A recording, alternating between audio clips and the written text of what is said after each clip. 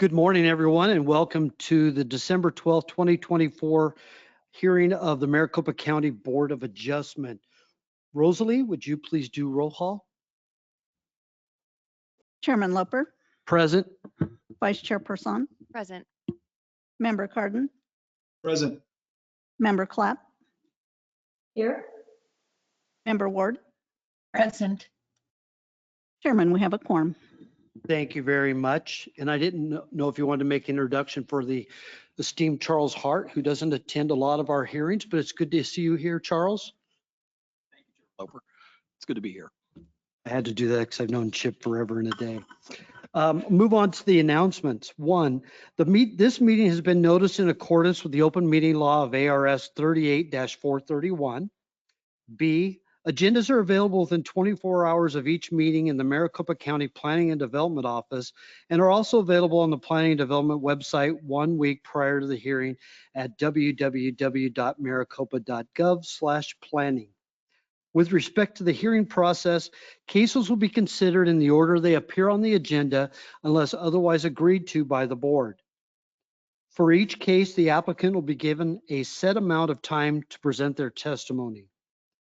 Any witness wishing to give testimony on a particular case shall notify the board of such interest. This shall be done by filling out a speaker request card if you're here in attendance. Rosie, could you hook one up? Okay, they're on the podium, so those of you in the audience who want to speak, make sure you fill one out prior to your item and hand it to Rosalie, please. Or if you're online, registering a desire to comment as noted on the published agenda. Also, at the appropriate time for each case, the chair will ask those attending in person and online who wish to speak to a case to raise their hand by clicking on that icon on the webinar screen. Staff will provide the chair with the names of persons who have registered and noted a desire to comment and those registered participants who have raised their hand. The chairman will call on each named participant one at a time. Such testimony shall be limited to a maximum of 3 minutes. However, the actual amount of time allowed for each testimony shall be at the discretion of the board chair. The chairman will conduct the hybrid in-person and virtual public hearing according to the bylaws and according to the rules established by the chair regarding public comment. Item H, votes will be done by roll call vote only. And number 9, the chair will verbally identify the specific members responsible for all motions and seconds. Move on to the approval of the minutes. Has everyone had an opportunity to review the minutes? We I don't didn't have think I any- saw them in the. No yeah. minutes. Okay, that'll be next month item. We'll move on to code compliance review. Item number 1, Mr. Hart. Good morning, Chairman Loper, members of the board. This is case V20. Chip, is your microphone on? Yeah, can you let me pull Now I it can. closer? There we go.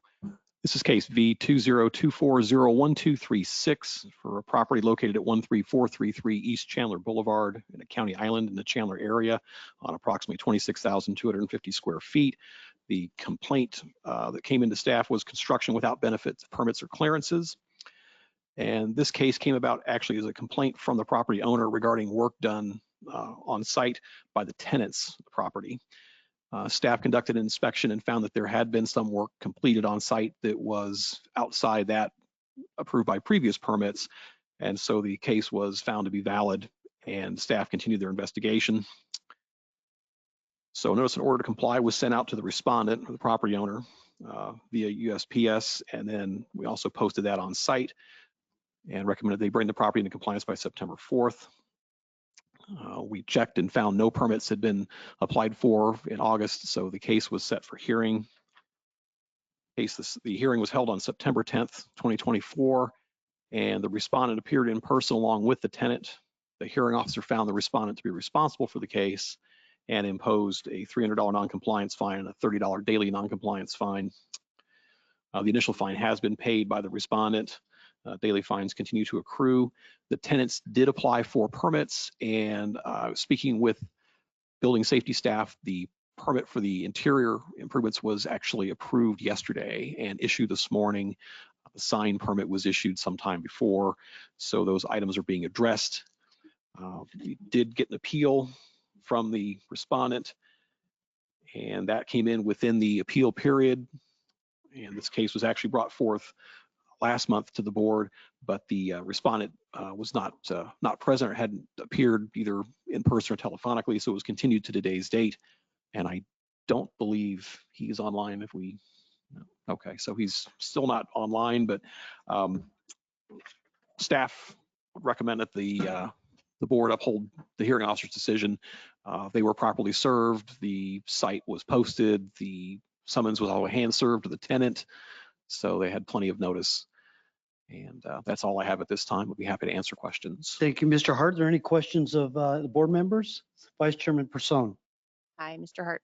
So if I'm understanding correctly now, this is the second time the applicant has not come to the hearing, right?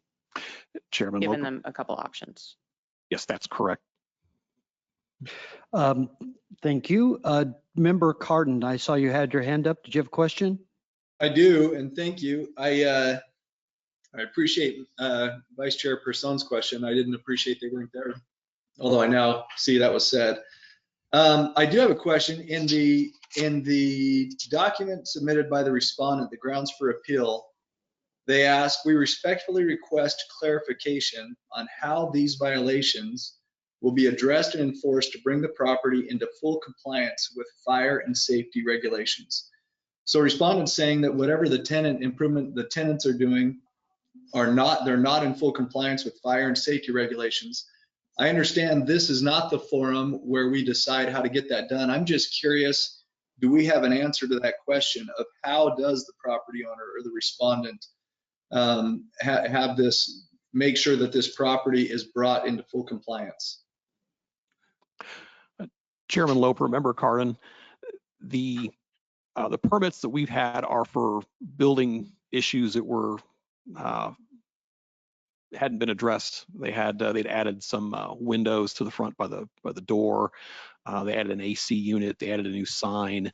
So those are all issues that we addressed, and those have been through the review process with our reviewers, both plan review, building, drainage, etc. The fire code issues, however, the county does not have a fire code since we have many different fire agencies throughout the county. So we refer these types of issues to the individual fire agencies. So, and I understand that the owner has contacted state fire marshal and that there are some fire safety issues on site, but that would need to be addressed through state fire marshal. But the building issues have been addressed through our department. And again, those permits have been issued at this time. So we're ready to do inspections. Okay, Thank so you. just to make sure I understand, the fire and safety regulations, or mainly the fire and the safety related things, are going to be handled through a state fire, or need to be handled through a state fire agency? That's correct. State fire marshal and whoever local fire provider is in that area. Okay, thank you. Thank you, Member Cardin. Are there any other questions of staff?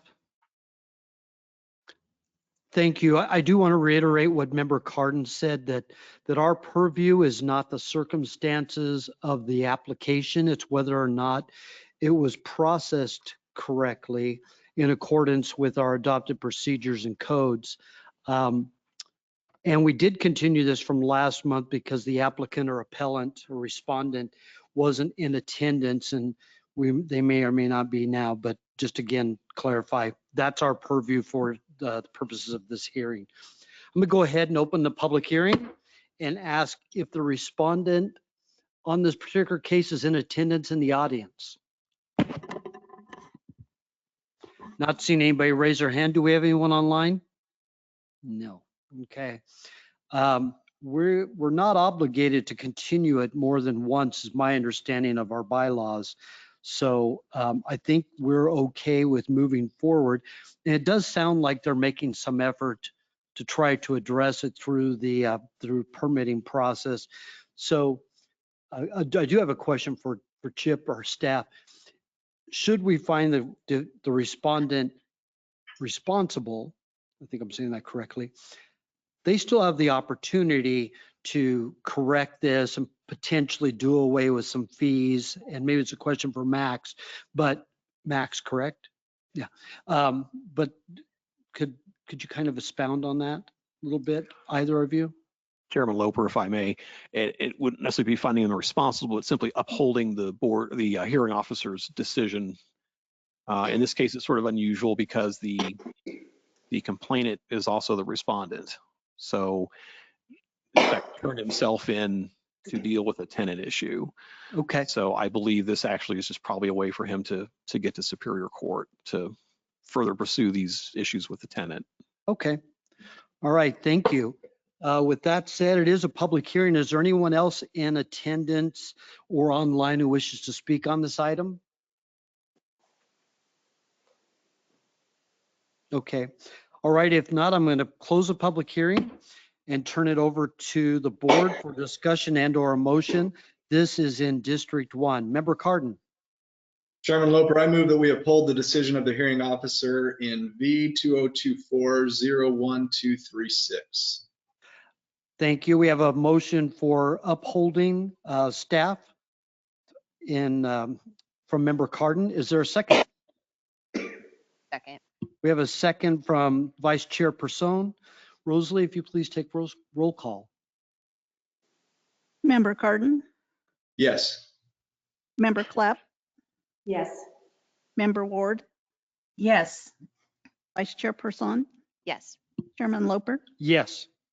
Chairman, we have a motion to affirm the hearing officer's order of judgment by a vote of 5-0. Thank you. And thank you, Mr. Hart. I hope you'll stay in attendance for the rest of this. Yes, Chairman Loper. Move on to the regular agenda. Item number 2 is BA 24-0024 Cardin Mountain Pavilion. This is in District 2. Member Cardin, I believe you would like to say something. Yes, Chairman Loper, thank you. I have a family relationship with this property owner, and therefore I am going to abstain from this case. Thank you. Thank you. Let the record show that Member Cardin has declared a conflict of interest and is abstaining from discussion or action on this particular item. Turn this over to staff for presentation. Chairman Loper and members of the board, BA 240024 is for the Cardin Mountain Pavilion, which includes a request to obtain a variance for a proposed side yard setback from the west property line with 10 feet 5 inches, where 20 feet is the minimum permitted, and proposed hillside disturbance of 1,441 square feet outside the lot's principal building envelope. The owner is proposing a pad in the northwest portion of the property for a future accessory dwelling unit. The subject site is located at 8948 East Range Trail in the Mesa area and is zoned R135. The site terrain is about 56% hillside, which accounts for 1.6 acres of the 2.84 acres. The property has an existing single-family residential and detached garage on site. In August of 22, the applicant submitted for a building permit for grading and infrastructure for a driveway and pad for the future development of an accessory dwelling unit. As part of the permit review, staff commented that the grading for the pad does not meet the required side yard setback requirement in the R135 zoning district.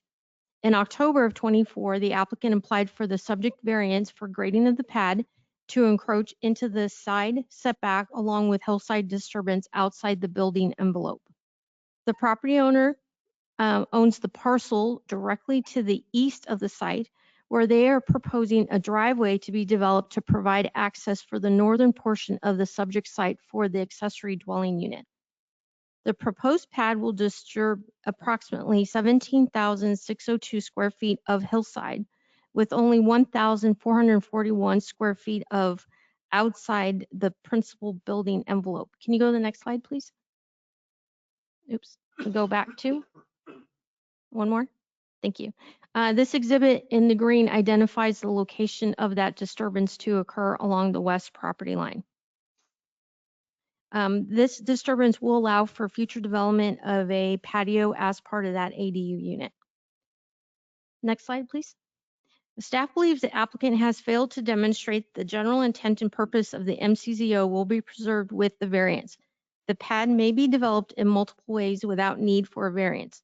The applicant has failed to demonstrate that strict application of the MCZO has caused unique physical hardship that prevents reasonable development of the property due to the property that is already developed with a single-family residence on site.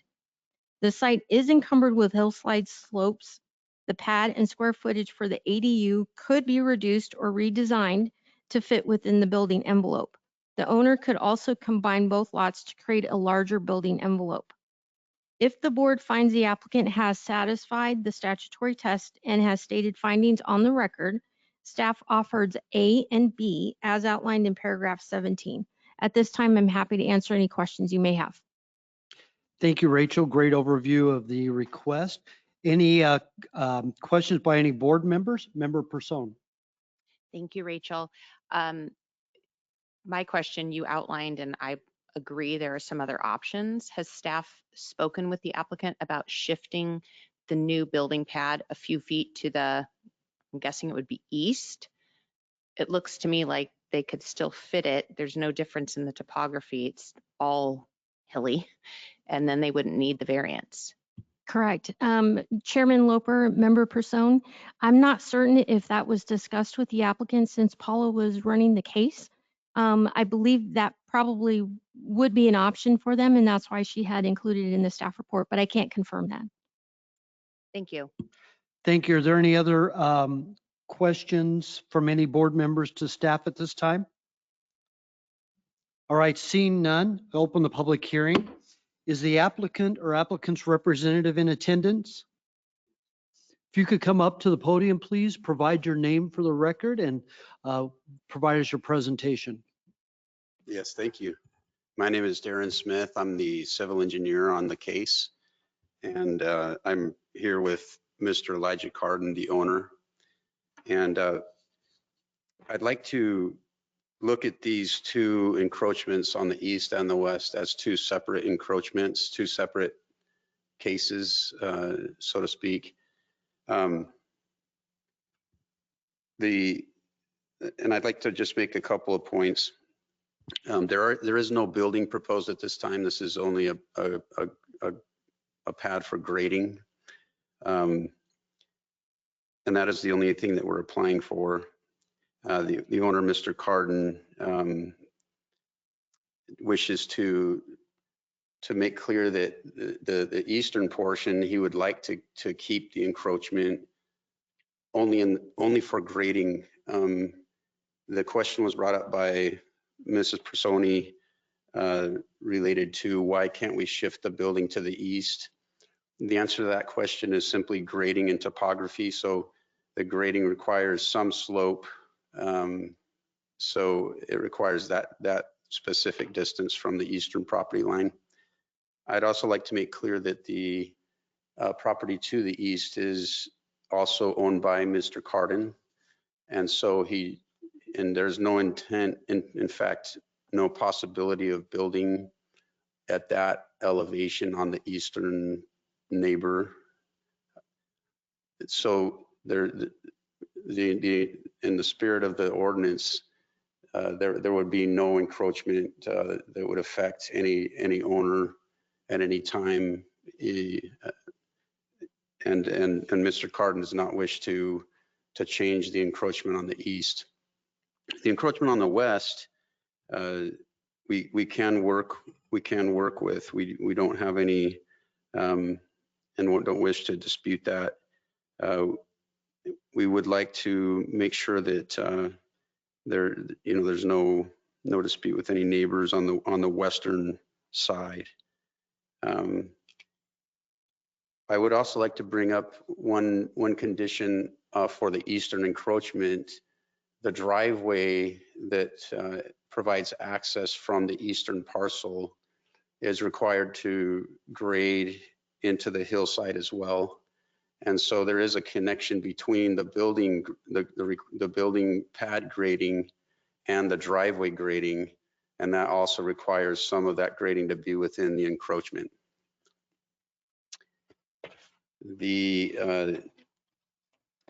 And so just in conclusion, there's no grading impact on the eastern side that would negatively impact a neighbor.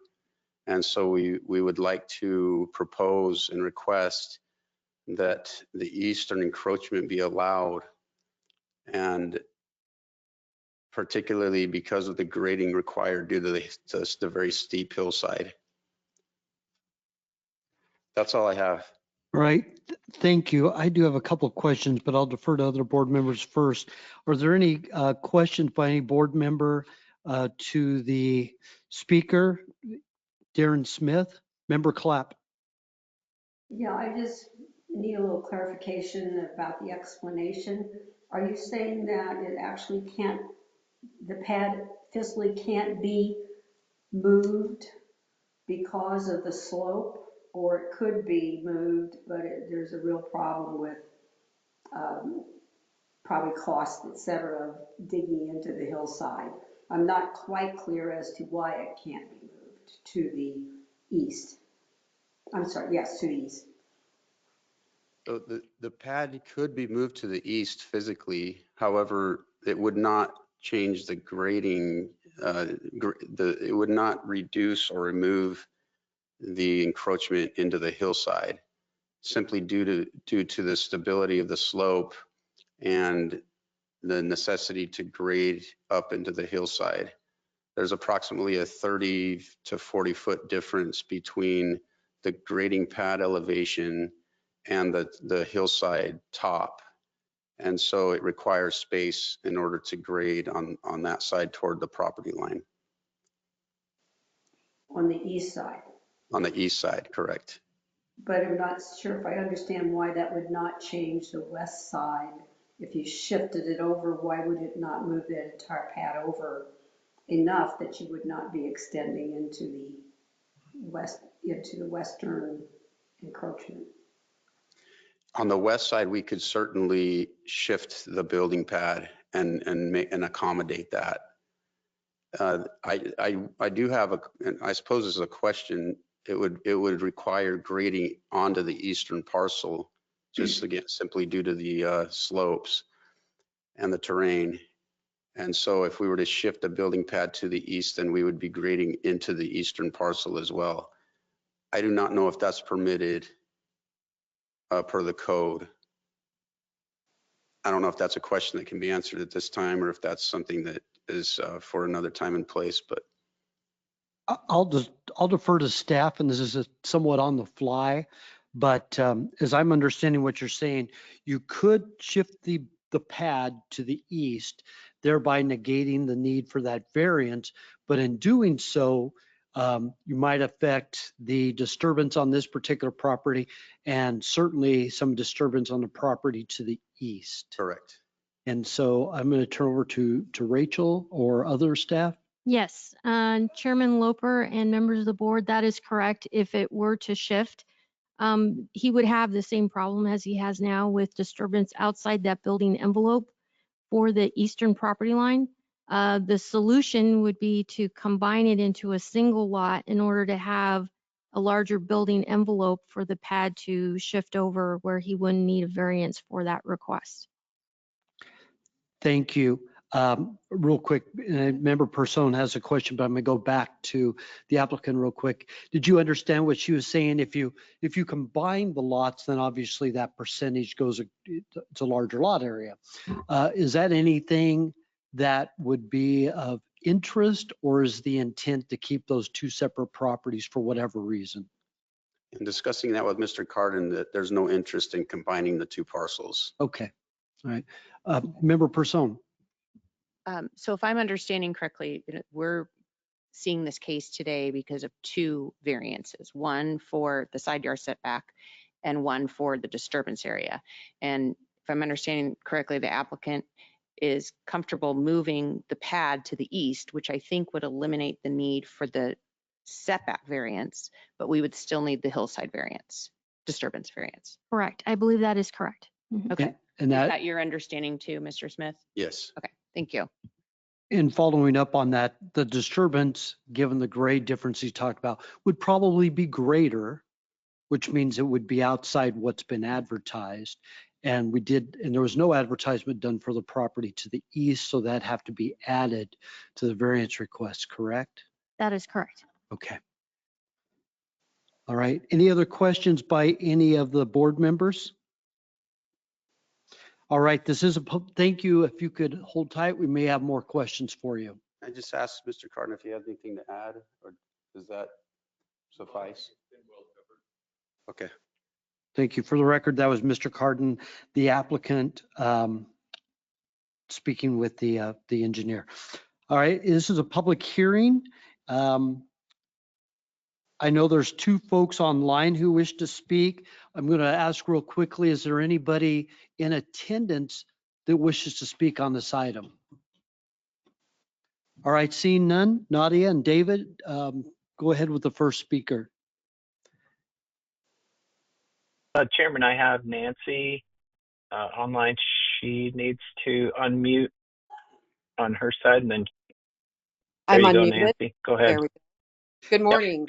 For taking the time to listen to me this morning. My name is Nancy Sievert. My husband and I have lived on 91st Place just off of Range Rider Trail for the past 24 years. Most of our neighbors have also lived here for many, many years as well.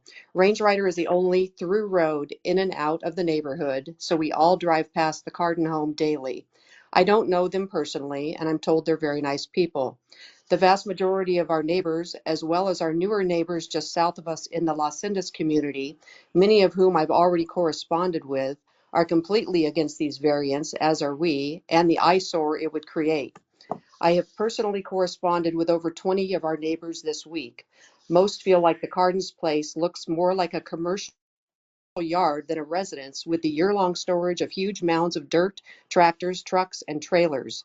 If you look at the county zoning ordinance test, the request for these variances fail on all counts. They don't meet the intent or purpose of the current zoning. It does not cause an undue hardship. Nowhere in our neighborhood has anyone been allowed to cut into a mountain with a 15% slope. Approval of these variances would also set a bad precedent for potential future development. The Cardens have certainly not taken their neighbors into consideration in this project.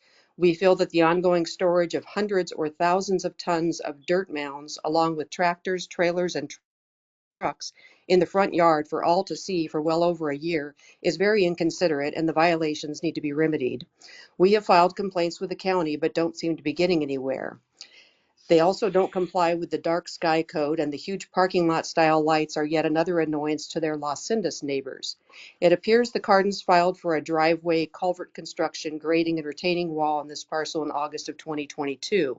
I would have to assume that permit has since expired, yet the mounds of dirt and all the construction equipment remain. I filed a complaint in April about the mass storage of dirt, and to date the piles remain. They have also created two large mounds of dirt with building pads on their parcel to the west. Do they have a permit for that? Our neighborhood does not want to give the Cardens any additional opportunities to add to the existing construction mess on their parcels. The county posted the meeting and variance notice just before Thanksgiving. The notice was posted for less than 5 days, and many were out of town for the holidays. They may have blown down, but in any case, many of the neighbors I have corresponded with never saw the notice and were not aware of this meeting or the proposed variance. If there's any chance the board is considering approving the variances, the neighborhood would first like the opportunity to document and submit our objections to these variances. Thank you for your time and consideration.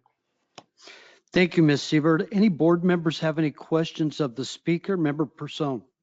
My question is actually for Rachel. I just want to confirm what Nancy was saying about the timeframes for the notices. Can you clarify if they were all sent according to the protocols? Yes, Chairman Loper and Member Person, the site with variance cases is required to be posted for 10 days. And I do have certification from code compliance indicating that the site was posted accordingly. Thank you. Thank you. Any other board member, any questions of the speaker at this time? I do see none. I do have a couple of things for staff, just kind of in reference to what was said by Ms. Sievert. We already discussed the notice.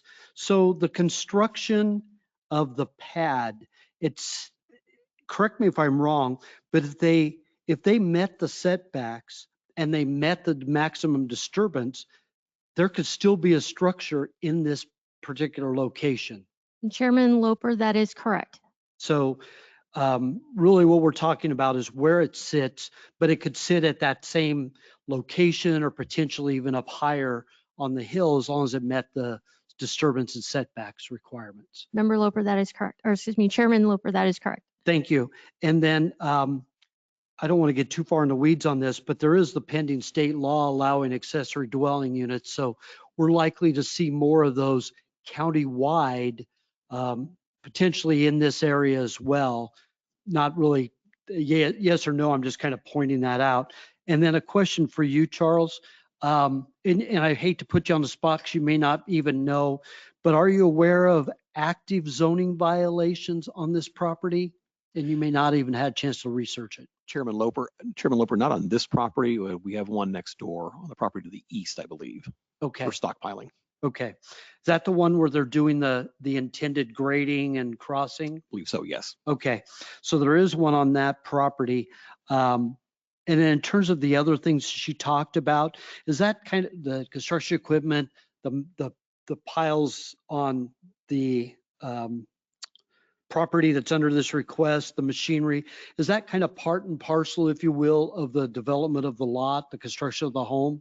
Or is that in itself, the lighting even, or is that in itself any kind of violation or anything? If you could expand on that, if you wouldn't mind. Chairman Loper, as long as there's active permits on a property, they could keep, equipment or materials or such on that property. If there aren't any active permits, then we would view that as being sort of like a construction storage yard and might itself be a violation. Okay. I'd have to go see the particular details of that case. Of But I believe course. it was for stockpiling was a primary issue on the property to the east of the All right. subject site. And the speaker mentioned that permit was pulled in 22 and may or may not be valid.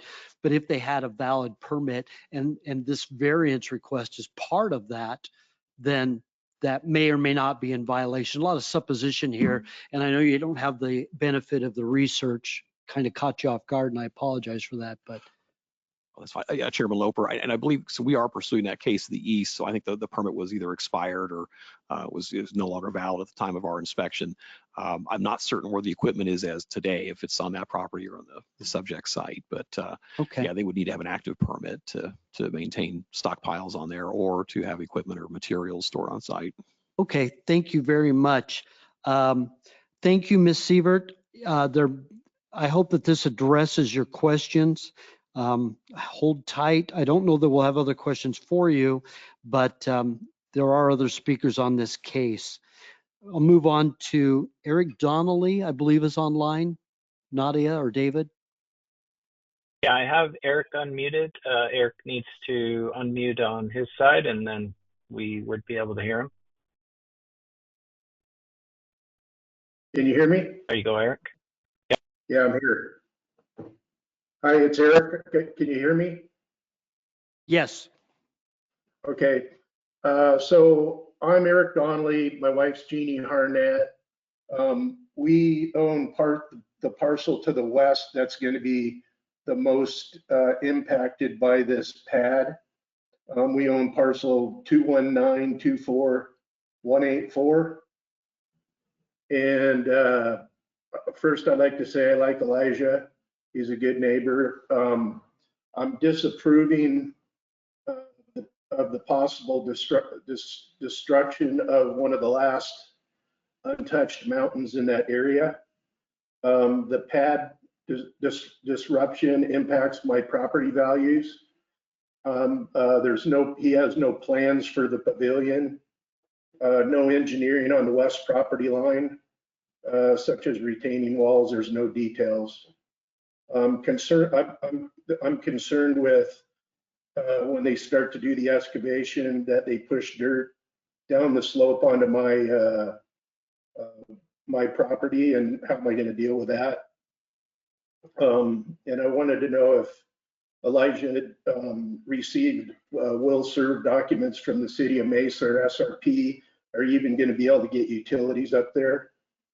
And then without the pavilion drawings and details, why would the board approve the variance or the hillside disturbance?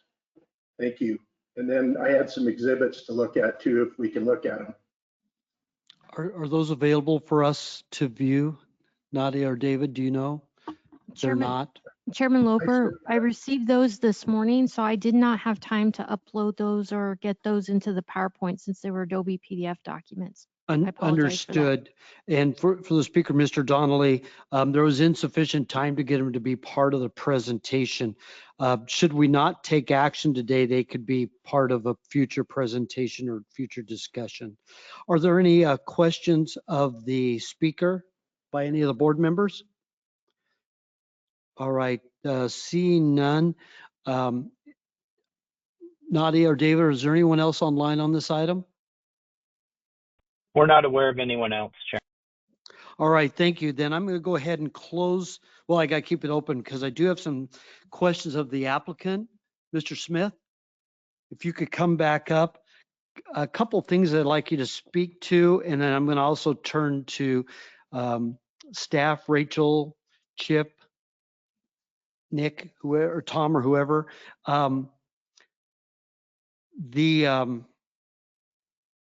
It was mentioned earlier, this is to the applicant, that you have an expired permit on the lot property to the east, which would affect your driveway.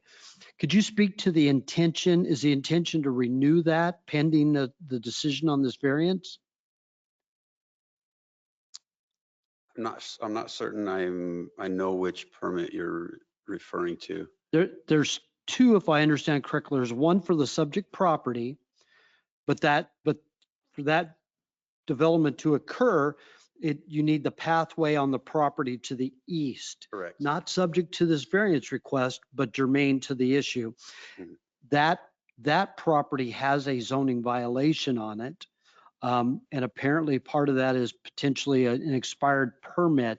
So I'm asking your intention, is it to renew that permit so you could bring it into compliance?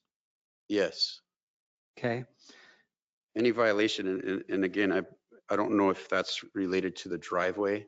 If it's related to the driveway, we'd certainly wish to bring that current. And then any violation that would would prevent us from pursuing this case, we would bring into compliance. All right, thank you. And my next question is, could you speak to a little bit about the grading of the property should this variance be approved? Or even if it isn't and you're forced to move the building 10 feet, how do you keep grading I think I'm searching for the word in English, the spoils, if you will, of any grading operation from going on to the adjacent property to potentially give some peace of mind to Mr. Donnelly, who's your neighbor to the west? There is still 10 feet available on the western parcel line for any means of preventing material from encroaching or falling onto his property. We could certainly address that formally as part of this case. We could provide a catchment, for example, if that would be acceptable. There's several things that could be done. Those are means and methods of construction that we have not addressed specifically in this case. However, yes, that we could do several things to prevent material from touching his property line. And I think that maybe the most practical thing would be to provide a catchment, just a kind of a gully or a swale even, to prevent any material that were to proceed down the hillside could be catched in a catchment area. Okay, thank you. And a question for staff, again, catching you somewhat off guard, Mr. Hart. If they were to cause through their grading operation dirt to go onto a neighbor's property, is that a violation that could be pursued if reported?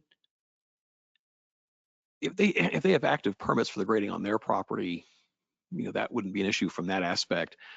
Really be for sort of a civil matter between neighbors if they were to damage a neighbor's property, something of that nature. I mean, we could pursue if somehow grading or something encroached onto that property, without permits, that would technically be violation. Okay, But again, we're complaint based, so we would Right. have to have someone turn that into us. But if it was simply a matter of, yeah, they had spill onto a neighbor's property, that typically would be a civil matter between the neighbors. thank you. And so just again to the applicant, Mr. Smith, you understand that you have an obligation, not just being a good neighbor, but a potential legal obligation to keep any of the spoils, if you will, of your development of this property from going on to the adjacent property. Yes, understood. Okay.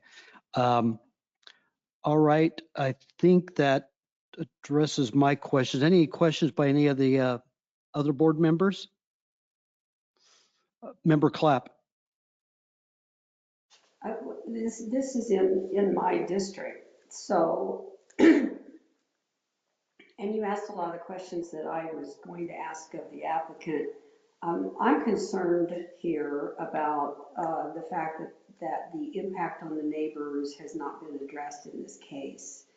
Not that I want to deny the case necessarily, but I am thinking that there needs to be more time for there to be some discussion about what impact there will be and for that to be addressed by the applicant. So I'm asking the rest of the board their thoughts about this. My inclination is to continue this case, to give more time for discussion about some of these issues that have been raised, about the impact on the neighbor to the west, as well as the neighbors to the south. Thank you, Member Clapp. With that said, and we have no other speakers, I'm going to go close the public hearing. And Member Clapp, you asked for comments from other board members, so I'll provide mine before I open it up for a motion and discussion. I agree that everybody should be good neighbors and work with them. And it sounds like there are some protections in place should that not happen. And I'm not saying you're not a good neighbor. I'm just saying that there are avenues for folks. And I understand that until you get this variance resolved one way or another, construction's pending. So the property doesn't look its best because you've got its construction equipment on it. So that to me is not an issue at this time.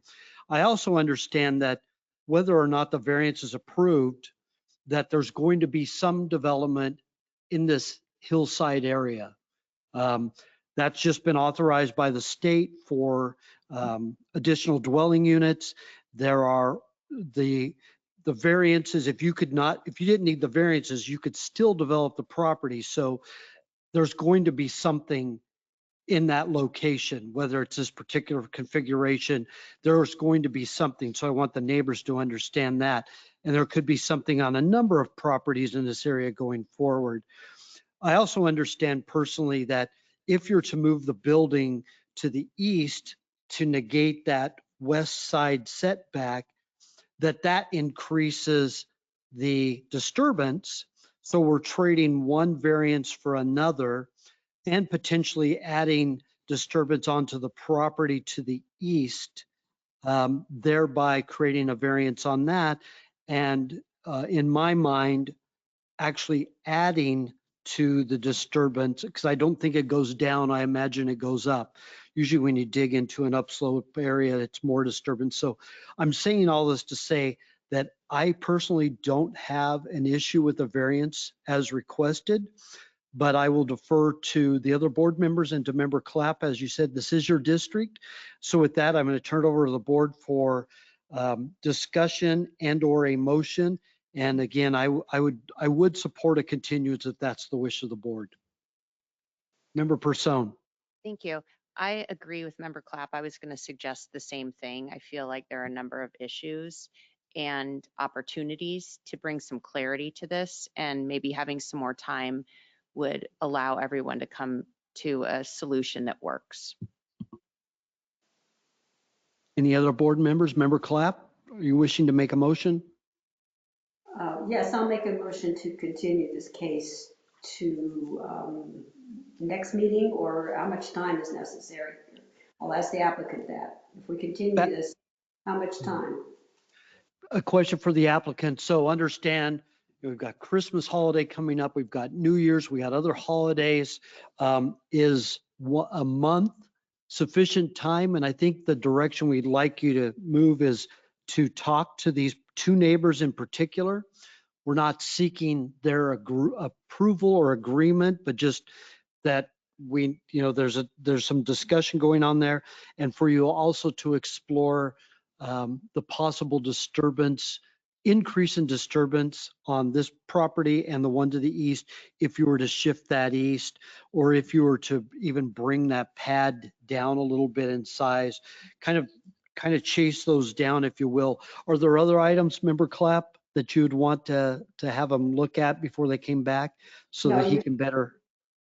You have covered what I think needs to be done. I also agree that there should be some discussion about whether this pad can be slightly reduced. Okay.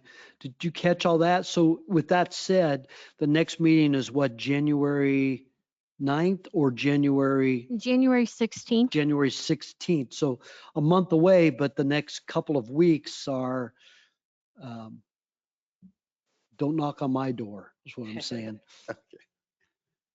So would you rather this be continued to February to give you adequate time to address this, or is 1 month sufficient time? And if you need to confer with the property owner, feel free, but do so quickly. Yes, let me confer with Mr. Carter. So the question is, discuss with the neighbors that opposed, and the next hearing would be 16th of January. And there's another hearing in February. If we would like to bring it up in January or the late February. If a compromise would be good to just leave the encroachment on the east, but eliminate encroachment on the west. Okay. Could that compromise work? Yes, Mr. Carden is asking if we can make a compromise, and I suppose that this would still require another hearing, but to allow, if we can allow the encroachment on the east and remove the encroachment from the western side, we would like to propose that compromise. So no variance to the setback on the west. And when you talk about encroachment, it's not really a encroachment, it's a hillside disturbance area, correct? Yes. Okay. So Member Clapp, it sounds like that if you wanted to move with a continuance, that 30 days would do it, or given the applicant's revised application, if you will, if you wanted to take action on that today, I'll leave that up to you. You started to make a motion, so. Because all this is being done so quickly, I still believe that it would be preferable, and I appreciate the applicant's willingness to be concerned about that western encroachment, but I think it would be preferable then, because there's not as many things to discuss, that we move continue this case until January, whatever the meeting date is in January before our next meeting. The 16th, it looks like. All right, we have a motion for a continuance to January 16th, 2025 from Member Clapp. Is there a second? Second. We have a second from Member Person. Rosalie, if you please take roll call. Member Clapp, Yes. Member Ward, Yes. Vice Chairperson, Yes. Chairman Loper. Yes. Chairman, we have a motion for a continuance by a vote of 4-0, and Member Carden recused. Thank you. Thank you. And so January, we're going to hear this again. Still would like you to formalize, after you continue your discussion with the property owner, formalize any modification to this variance request. If you can get revised exhibits to staff in the meantime, to Paula. Paula's still the correct one that's handling this case? Yes, that is correct. All right, so yeah, get a revised exhibits. Would encourage you to talk to the neighbors as well. It's not a requirement, it's just being a good neighbor if you can. All right, thank you. We'll move on to the next item. Item number 3, the Morales property, BA 240026 in District 4. Staff? Chairman Loper and members of the board, BA 240026 is for the Morales property, which includes a request to obtain a variance for a proposed front yard setback of 20 feet from the west property line where 40 feet is the minimum permitted. The owner is proposing to construct a single-family residence. The subject site is located at 37346 West Orange Drive in the Tonopah area and is zoned Rural 43.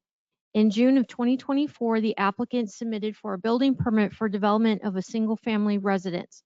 As part of the permit review, staff commented that the single-family residence did not meet the required front yard setback requirement. In October of 24, the applicant submitted for the variance request. The request is to vary the minimum required front yard setback from the west property line, which has an existing 33 feet of right-of-way and utility easement which traverses across the front of the property. Therefore, the minimum front west setback is 73 feet from the property line, which is calculated as 33 feet for the easement plus an additional 40 feet for the front setback. The request would reduce the front yard setback to 20 feet. The lot is a shallow lot in that the width is longer than the depth. The subject site is relatively flat and is a rectangular lot with an area of 43,745 square feet. The area surrounding the subject site is currently undeveloped.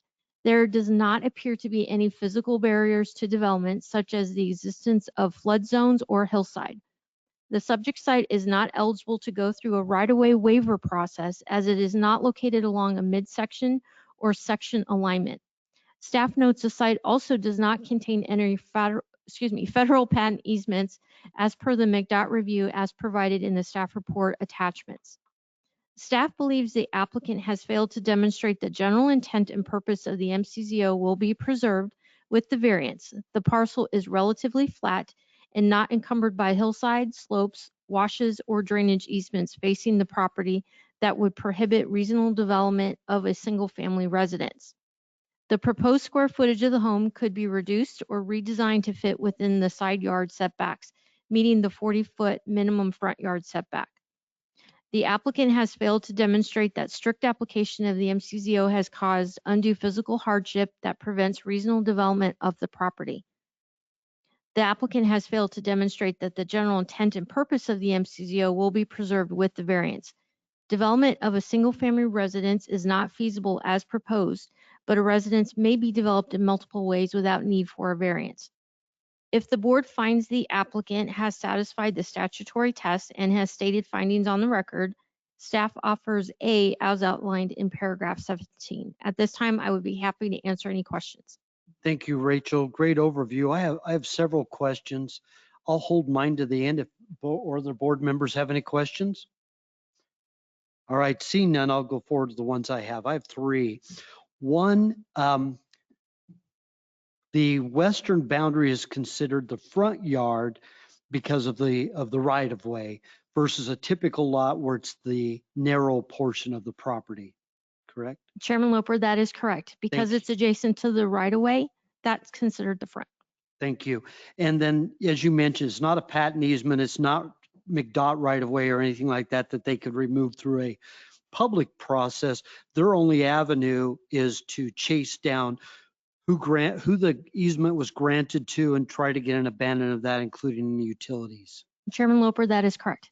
And then my last question is under the proposed building configuration, where are they on their setback to the east? Do they have the ability to move this, or we're changing one for the other? Chairman Loper, if you take a look at the site plan exhibit, Nadia, if you could go back. On the Okay. on the eastern property line, the building envelope, there's an existing setback line 43 feet from the rear. So it's already at that minimum almost. Okay, yeah, 40 feet I think is the requirement, but Correct. all right, understood. Okay, I'll go ahead and no other questions of staff. I'm going to open the public hearing. Is the applicant, Mr. Gonzalez, present or online? He's online. Mr. Gonzalez, if you go ahead and provide your name for the record and then give us your presentation and discuss your variance request. Yes, so I'm David Gonzalez. I'm here to kind of back up the motion of the variance here. More so, again, in the sense of that western portion of the lot where we're asking for 20 feet be reduced. That way, that front setback, I mean, it's a unique lot. Now, shaping down the house is an option, but ideally, we're here to propose what our client is wanting to build for him and his family. So it's our mission to try to execute that. So I could see that now. If we were to minimize that from the west side, it would then go down to a smaller home, which our client obviously would not like to do. So right now, I mean, and like you just stated, on the east side, we're at 43 feet. So that only gives us 3 feet to play with, which is nothing compared to the 20 feet that we're asking. Positioning could possibly work, but ideally asking for that that reduction in order to leave the home placed is ideally where we're at. I don't see any future issues, as I know, you know, later on down the road, there are going to be other homes built.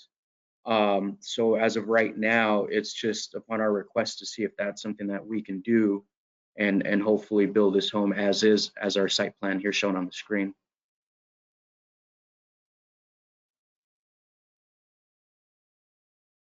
Thank you. Are there any other comments by the applicant, or is that the end of your presentation? That's pretty much it. I think Paula, right? Or whoever just presented right now. Actually, it's Rachel Applegate. Ms. Applegate. I'm sorry, got it wrong. I mean, I think she nailed it. I know there's a lot of, you know, we can do this and we can do that. So by all means, I think that was a great presentation. I'm just going to back it up with, you know, hopefully we can get this, you know, reduction. And that's pretty much it on my end. Okay, no, I just want to make sure. Are there any questions by the board members of the applicant at this time? All right, seeing none, this is a public hearing. Is there anyone in attendance who wishes to speak on this item? Nobody's raising their hand. Nadia or David, anybody online? We're not aware of anyone online, Chair. Okay, I'm going to go ahead then and close the public hearing and turn it over to the board for discussion and or motion. This is in District 4, which is my district. I'm always appreciative if other people make motions, but I do have a couple of comments. One is this is a case of buyer beware. Certainly 33-foot right-of-way easement. This should have been chased down and, you know, fully vetted by the property owner before purchasing the property. But be that as it may, a 73-foot setback, I believe is excessive in the area, given the character of it, even if it eventually builds around it. The applicant's certainly aware of the right-of-way. That's hence the reason for the variance. And from a visual standpoint, granting the variance, in my mind, it's going to look like a lot of the other properties in the area. You're going to have a 53-foot setback when 40 would be the typical requirement. I guess I'm saying this because I think in this instance, the existence of the right-of-way, again, it's not public right-of-way. It's a private access and a utility access from, I believe, what Rachel had told us about it. So I am in support of it. But with that, I'll turn it over to the board for discussion and or help in making a motion. Member Cardin. Chairman Loper, I move that we approve BA 240026. We have a we have a motion for approval by Member Cardin. Is there a second? Second. We have a second by Member Clapp. Rosalie? Member Cardin, Yes. Member Clapp, Yes. Member Ward, Yes. Vice Chairperson, Yes. Chairman Loper. Yes. Chairman, we have a motion for an approval by a vote of 5-0. Thank you. All right, move on to the next item on the agenda. BA 240027, the Childress property in District 3. Nick? Thank you, Chairman Loper, members of the board. Case BA 240027 is a request to establish a front setback of 30 feet as measured from the right-of-way preservation line on the Childress property, where 40 feet is the minimum required in the Rural 43 zoning district. The owner is proposing to build a single-family residence. The property is encumbered almost entirely by FEMA effective floodplain. Most of this is floodway within which habitable structures cannot be permitted. However, the western periphery of the floodplain is a 100-year flood zone within which structures may be permitted subject to additional engineering requirements. The site is also located at the northeast corner of Joy Ranch Road and 23rd Avenue, a section line road and a mid-section line road, respectively. Joy Ranch Road does not continue along the south lot line, but a 55-foot right-of-way preservation setback is still required. Likewise, a 40-foot preservation setback is required along the west lot line. Since this is currently the only lot line with street frontage, it is considered the front. When combining the preservation setback with the front yard setback, a de facto setback of 80 feet would normally be required from the west lot line. Given the proximity of the floodway, the owner considers this requirement as presenting a hardship. To reduce the required preservation, the owner submitted a right-of-way reservation action request form to McDOT, whose response reaffirmed a previous recommendation, reducing the required preservation from 40 feet to 25 feet along the west lot line. McDOT also recommended preservation of 40 feet along the south lot line, down from 55 feet. Per staff's analysis, the presence of floodway associated with Skunk Creek may be considered a peculiar condition. This floodway and the required right-of-way preservation put together create a decidedly narrow buildable area that restricts where development is feasible. The subject parcel was created following a series of lot splits, but it still meets all Rule 43 standards, and even had the parent parcel never been split, it would have faced the same restrictions. As such, the alleged hardships created from the peculiar condition were arguably not created in the line of title. Even so, construction of a small residence appears possible without variance, especially now that the required preservation has been reduced. In fact, the site plan confirms this is possible, as the residence is shown meeting the 40-foot front setback required from the preservation line. The applicant's questionnaire further confirms that the variance would primarily be for the benefit of adding a front porch to the primary dwelling later. This demonstrates that the MCZO does not create an unnecessary hardship, the peculiar condition notwithstanding. If the board finds the applicant has satisfied the statutory test and has stated its findings on the record, the grant of this variance will memorialize the following. Item A, variance approval establishes a 55-foot west setback for APN 203-32-004J. This includes a 25-foot road setback and a 30-foot front yard setback.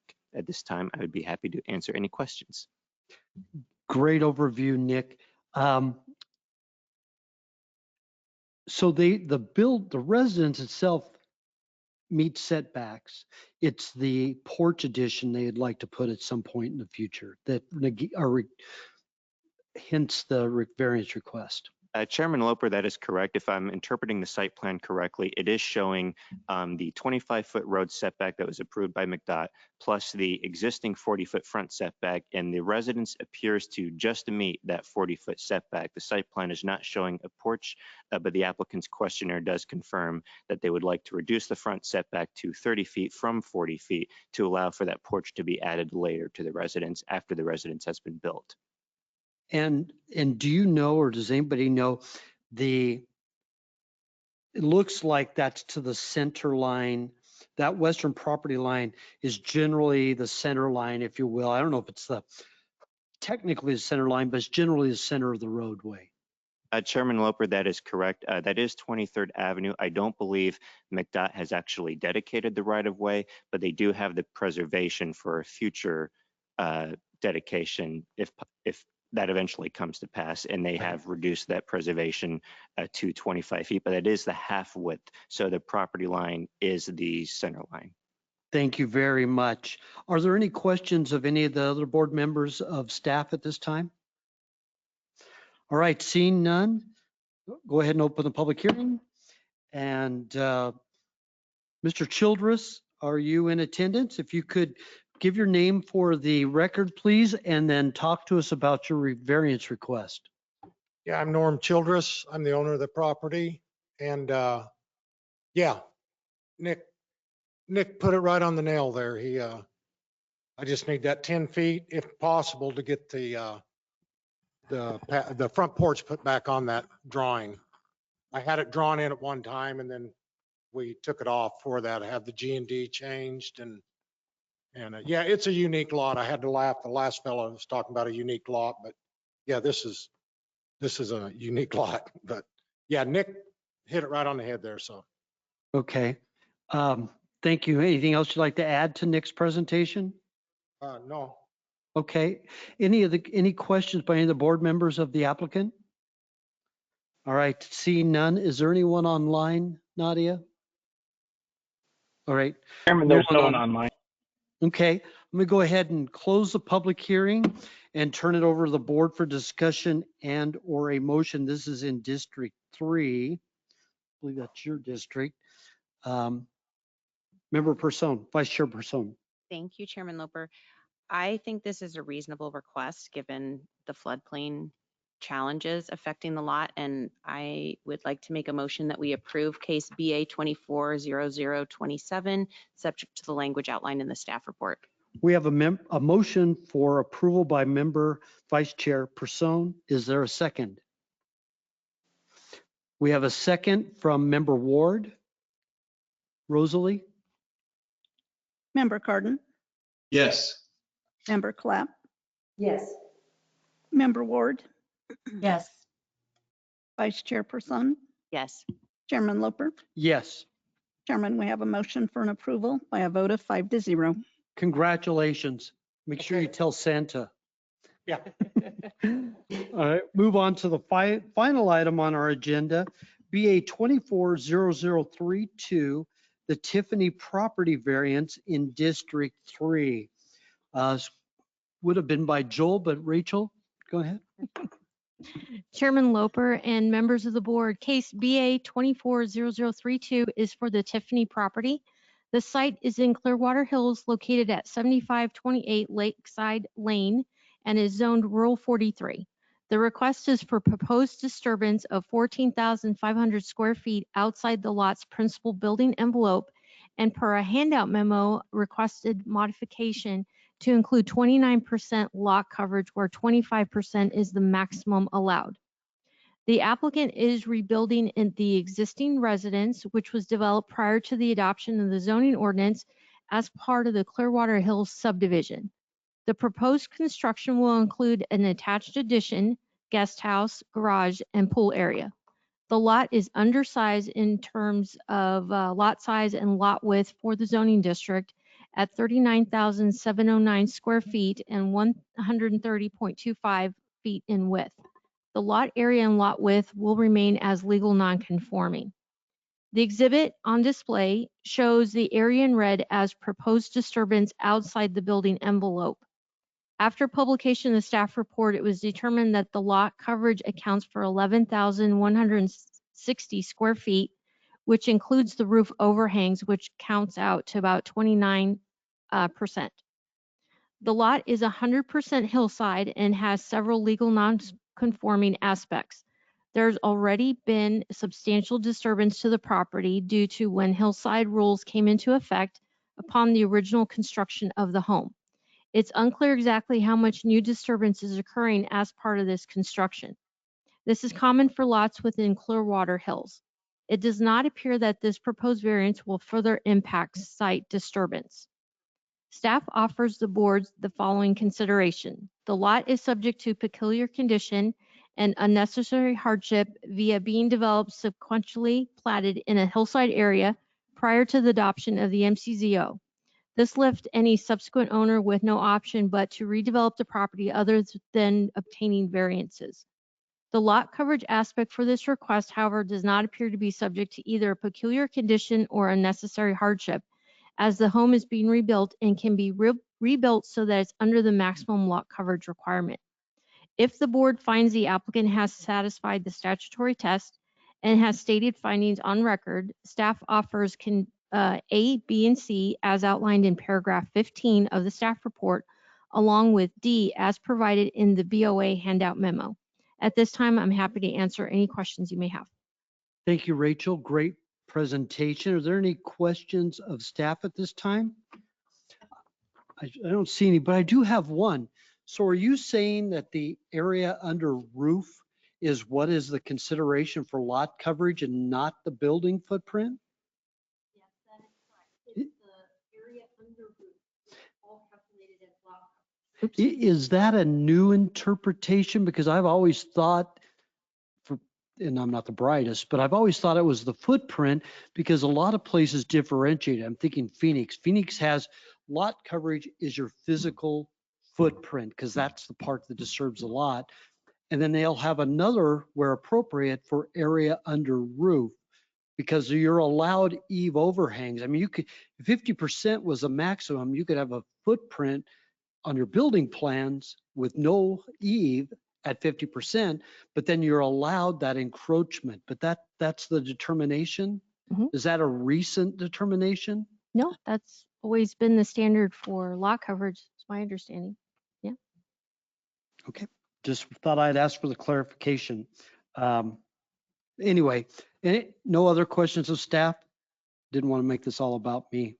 All right, thank you. I'll go ahead and open the public hearing.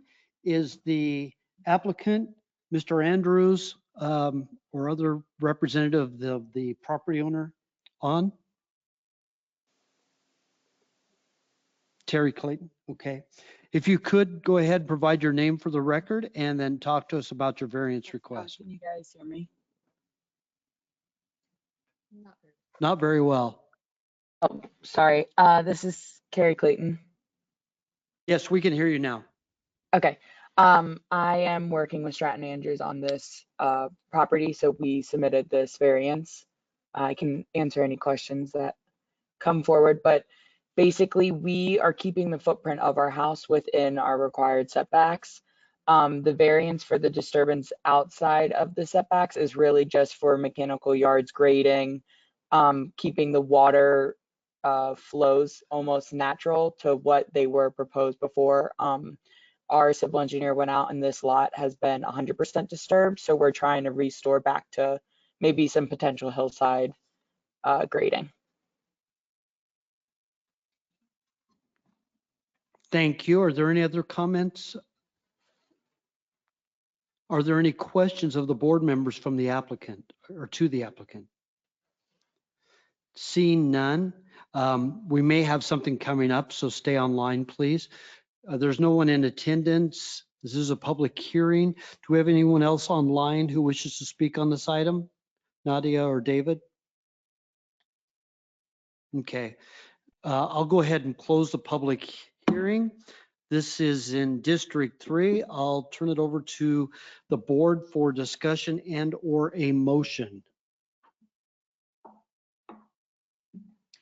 I'm not seeing any of the other board members with questions.